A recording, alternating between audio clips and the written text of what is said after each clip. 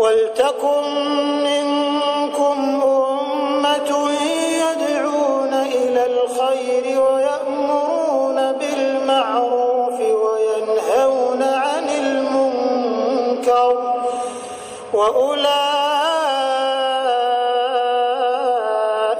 هُمُ الْمُفْلِحُونَ.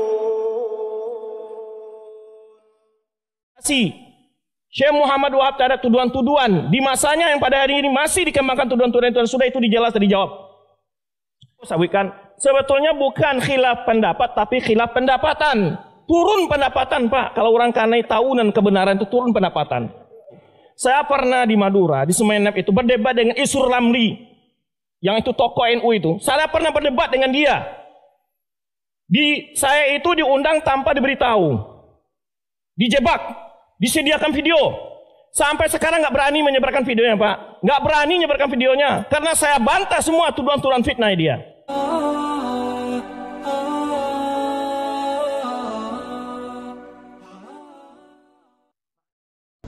Dalam perjalanan dakwah Kiai pernah nggak menghadapi yang paling radikal sampai ingin membunuh karena menganggap kafir dengan yang paling lembut, yang baik, yang sopan, yang wahabi garis lurus misalnya?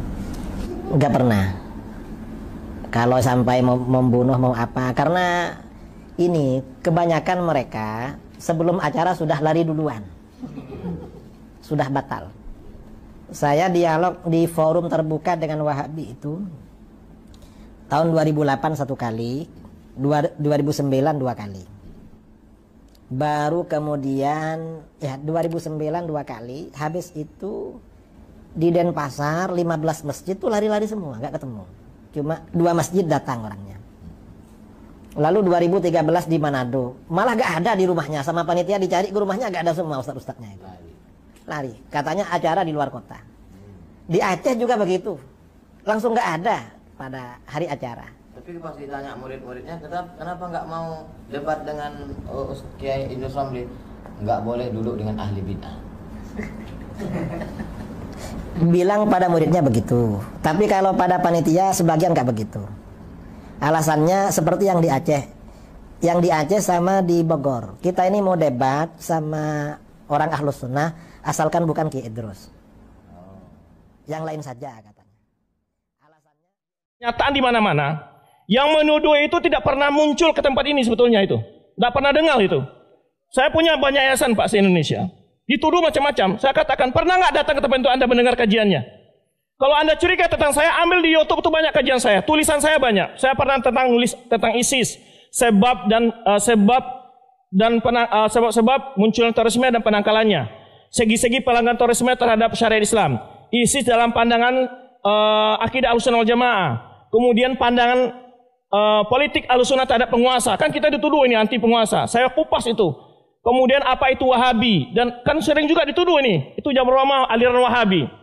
Kemudian juga saya tulis, terakhir saya tulis. Itu jurnal resmi, bisa dicari di internet. Di jurnal Istidlal Imam Syafi'i.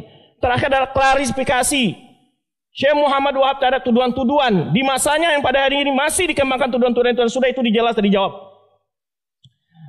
Dan saya juga pernah kumpul dengan Bakas Wangpol, Pak, sama dengan tuduhan itu, tuduhan-tuduhan yang nggak jelas itu.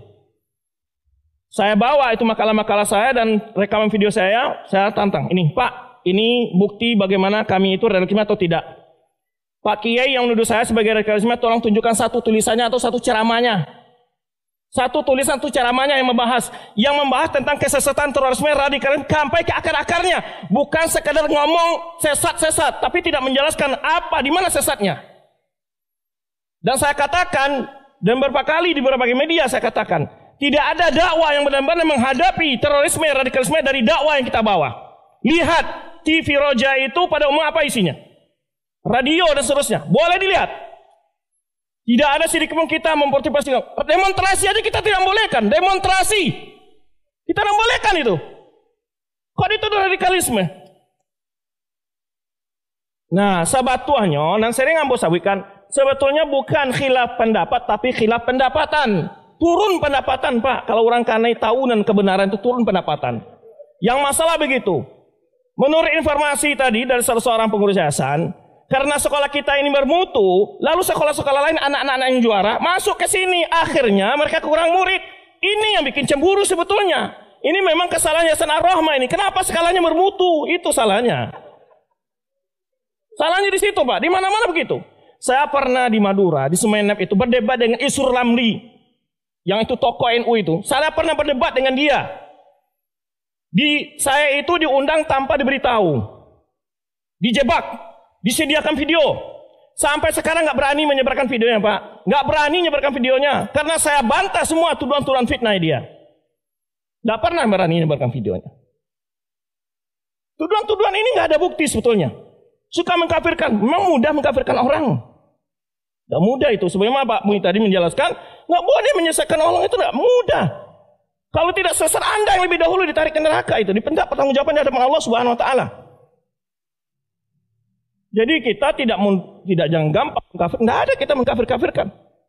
Ya, maka ini saya katakan kembali, tolong kepada pihak keamanan apapun saja, saya katakan di mana kadang-kadang tolong satu kompi Intel hadir di kajian-kajian saya nggak masalah. Satu kompi Intel dah, kirim. Ada yang curiga nggak? Silakan. Saya katakan nggak ada, kita ini terbuka, nggak ada tertutup. Bahkan setiap kajian ini saya tanya tadi pengurus, dia undang nggak? Pejabat-pejabat diundang Ustaz, termasuk Kemenak, tapi nggak pernah datang.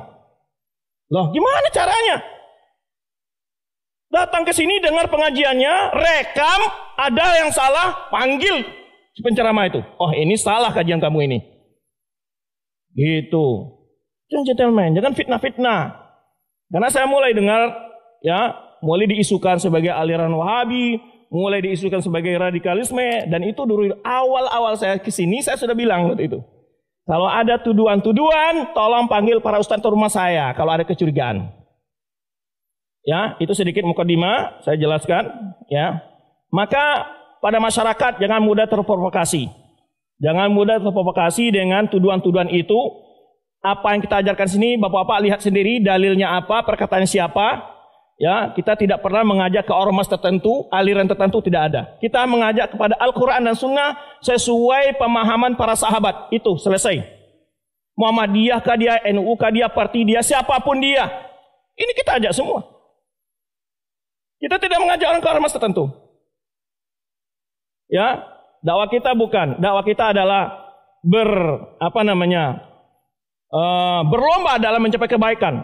Maka kualitas sekolah kita tingkatkan demi menyebarkannya dakwah, gitu memang. Dan memang begitu dasarnya rasa kecemburuan sebetulnya yang tidak bersiap bersaing membuat sebagian orang membuat fitnah ini. Itu saya ada temui di berbagai tempat begitu memang. Kadang-kadang karena pengajian mereka sepi, pengajian kita ramai, itu jadi masalah juga, Pak. Jadi masalah. Terutama kadang-kadang infaknya berkurang katanya. Nah, yang masalah tadi saya katakan, yang masalah sebetulnya bukan beda pendapat, beda pendapatan. Ya. Nah, kita ini dalam berdakwah tidak mematok angka-angka, Pak. Nggak ada ustaz-ustaz diundang ke sini tuh harus dibayar sekian puluh juta. Nggak ada. Nggak ada kita begitu. Kita datang dengan sukarela. Ambo tuh pernah tidur di rumah masjid, kadang-kadang di landasan masjid, nggak ada. Kadang-kadang ke kota tuh kadang pernah saya bayar sendiri dengan membawa hotel. Penting dakwah berjalan. Tapi kadang-kadang ada yang undang dibisi lebih. Nah itulah minus plus gitu aja. Karena tujuan kita bukan mencari dunia, adalah dakwah. Ya, alhamdulillah. Berapa hari ini saya diberi kesehatan. Mulai napak tilas dari Cilungkang, Solo, terus setelah ke Solo kemana kita?